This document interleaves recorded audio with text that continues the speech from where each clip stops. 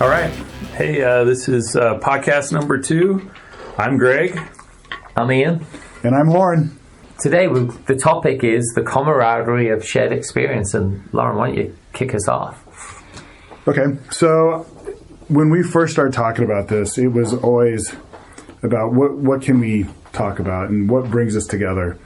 And throughout a lot of the different experiences I've had, I've former military, through sporting, whatever group it is, I really think that there is a lot of value in people sharing being in shared victories and even in shared losses, right? Right. So even if you lose or win, the outcome doesn't matter. It's how you came together as a team. Yeah. Well, no, not everybody gets a trophy here. Well, not that. It's not about an actual award. It's about the feeling, the brotherhood or sisterhood that comes out of this. Yeah, just giving you a hard time, but I completely agree that there is, and studies have proven that people that go through a traumatic event together are connected for a period of time. But even more so when you look at, for example, a sporting team that maybe you're working out with over a number of years, or even your time in the military, which is instead of the sports team where you walk off the field, you hit the showers and you go home, military, you're with those people 24/7. So I can only imagine that sense of connection and common goal, and you hear the terms in the movies of, yeah, I'd take a bullet for this person. I could see how that could be fostered from a military experience. Yeah, it's hard to put into words what it's the shared experience. So we all have the same goal. I see it a lot with when the boys are on the play together. On baseball, they have a common goal. Sure. I know when I'm part of a jiu-jitsu group, and it's hard to explain, but when you're putting your blood, sweat, and tears on the mat, same goal, same, you're trying to get to the same place. You build a bond, a friendship that goes beyond just, hey, how's it going? Oh, I'm living the dream, right? Yeah, and we talked about it in the first episode, right? Andrew Tate's talking about how that moment in high school was what they all look back on as the best time of their life, and it was more about the guys, the team, than it was about the actual wins and losses of the sport itself. And it's a huge separator between men and women, because I think men look back on those times way more so than women do. I don't know. I know my wife had her girlfriends, but I don't think it has that same competitive bond. There's less competition, I think, in women's groups, especially in adolescence, than there is. And maybe it's changing now with more women's sports, but I wonder if they have that same feeling of camaraderie the way men do. I would assume that they do. I've talked to a few women athletes, women softball coaches, and they would always say how the women that they played college with are still their best friends 10 years later. Mm-hmm. So the friends that you have in those shared experiences are the ones that are going to be your, they've put the work in with you. Right. They're the ones that keep you honest, right? So it's not just the person that, is on the team, but your throwing partner that, hey, you missed that throw, just throw it a little bit, Sure. a little bit more accuracy there. Or your strength, if your guy goes to the gym with you and lifts weights, come on, you can do another 2 reps. Right. And I've heard about it with the women's US soccer team and the English women's soccer team, that they have that camaraderie and they use that term. Like curveball, what about men and women's groups? That would be a little bit different. The best co-ed softball team ever? Right. Would there be that? Because I know a buddy of mine in Los Angeles used to always get together on Thursday nights and go play co-ed softball. But I don't ever remember him saying, God, I miss those guys and girls. I wonder if that's different. I wonder if that's something that doesn't have that bond. I think that's a great topic. I don't mean to cut you off, Lauren, but I think the experience is the is the group going, it's the commitment of significant time. It's the bus ride to the game across state lines. It's staying in the hotel together. It's the whole experience, meals together. So I don't know if you're going to get that from a co-ed softball league, right, because you're showing up. There's a 2 or 3 hour connection with those people. Maybe you head to the local watering hole afterwards. Which they did. Celebrate some exciting times. I'm not sure that's going to reach that same level of just connected with, the what's up, brother? How you doing, brother? So you think about it, right? How do you take that into the workplace? So everyone would say, well, my main guys I see during the week are the guys I work with. But does a company like a big company, do they have the camaraderie, or do you have to be a smaller like startup where you really are all of you battling to keep your paycheck alive? So I've actually had experience in huge corporations in the tech world and then some startups. And I can tell you right now, the startups, I'm still friends with some of those people that we all stayed up all night doing deployments or pushing out a new patch or whatever it happened to be at that point. But I still consider all those people my friends. So let's take this another step. Do you think it's because of the entrepreneurial spirit of we want this to survive that maybe exists more in that small startup versus, you look at some of the larger employers, how do they build that excitement? Okay, well, we're putting together a company softball team. You want to sign up? To try and draw that connection. But you might have a percentage of the people that are just showing up to punch time clock and get a paycheck.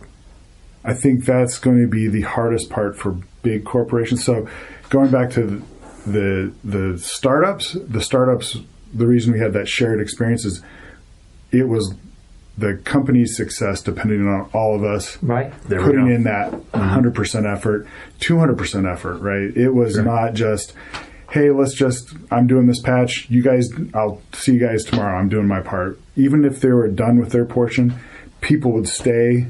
We would all stay up all night together, getting something out the door. There was a feeling of we're doing something that moves the company,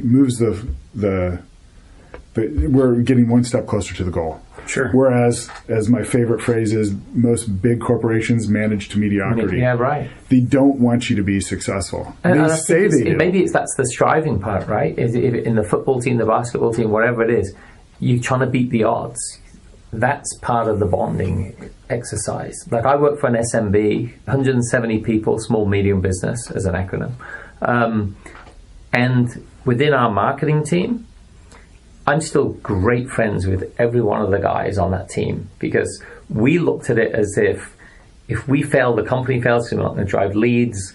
And we really dug deep.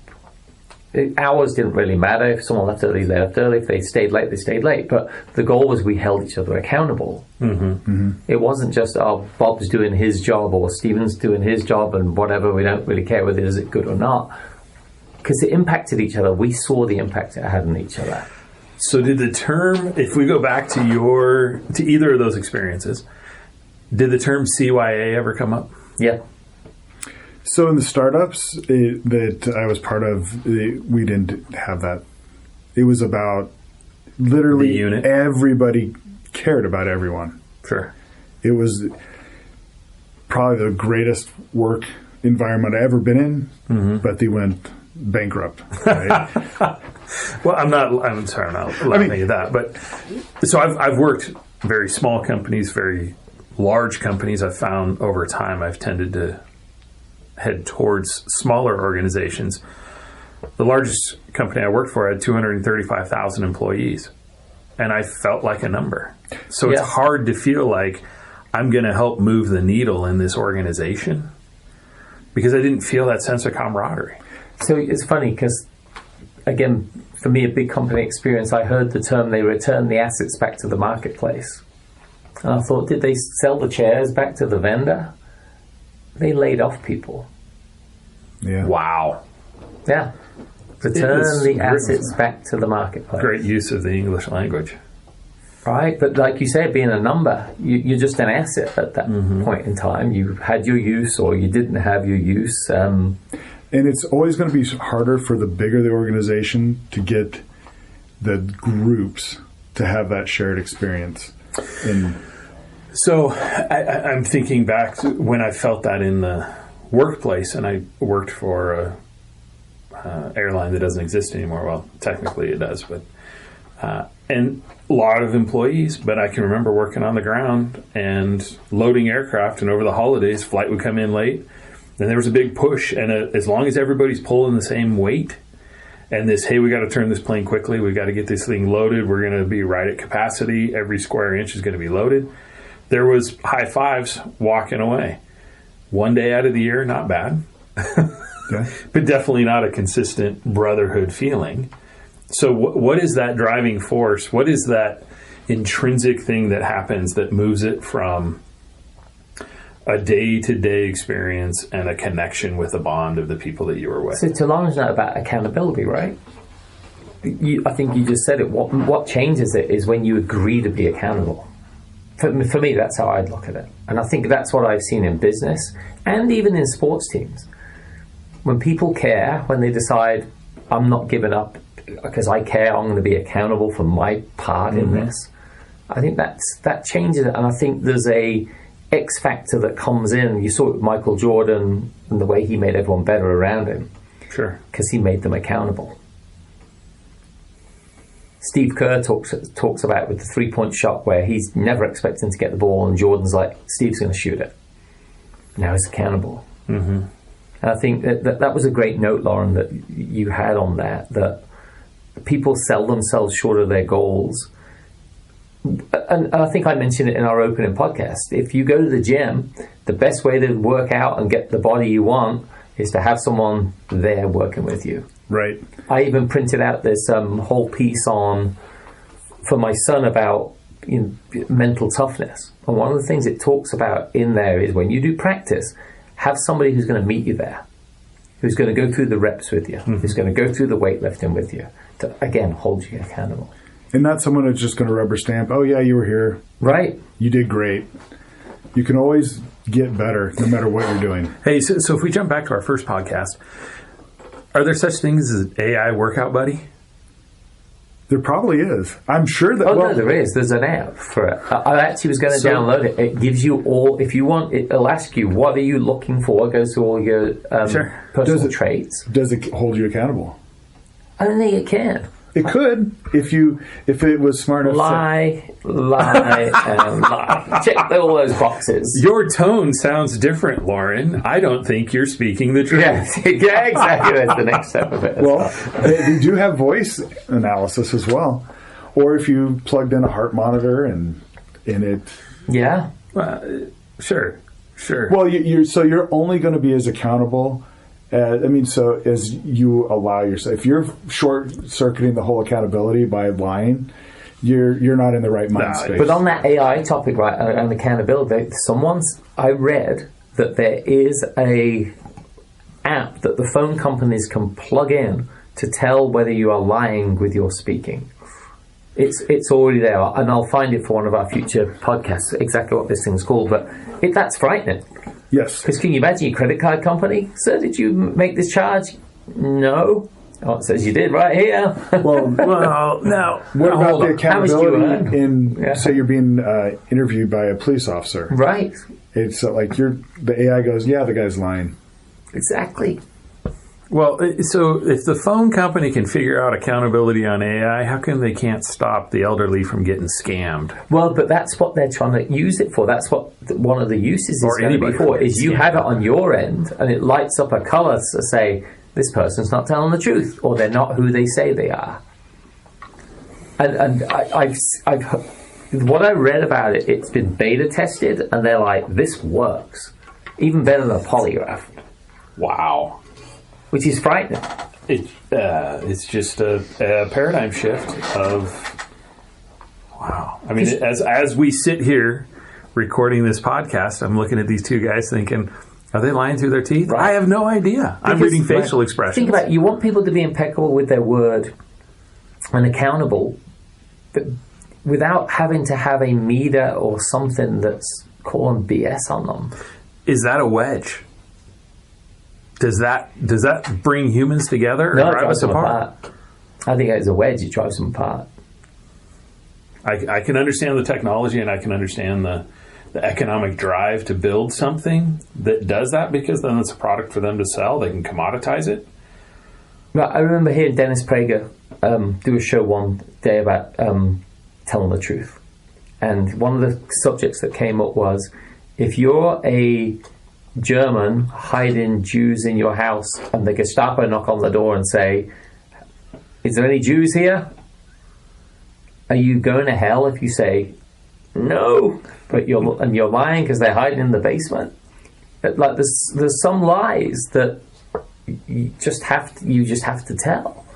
And I know that's probably maybe an extreme example, but if we delved into it, you could find others that to protect someone's feelings. Do I look fat in this dress? You know, Well, does this look good on me? Yeah, I think there's a lot of those situations where they're white lies maybe, but they're still not full truths. And the last thing you want to, like, sir, does that meal taste great to you? Yeah, says here you're lying through your teeth. What's wrong with it? Well, and I think I think I see where you're going with that, and I understand that. For me, there's a huge difference, and I'm sure that you guys would agree that you meet those people and you have a long enough conversation with people that are habitual liars, and they have to take so long to answer questions because they have to think back 4 lies. What did I say 4 lies ago? So that my story is cohesive. And you see, the truth will set you free, right? And it always tends to.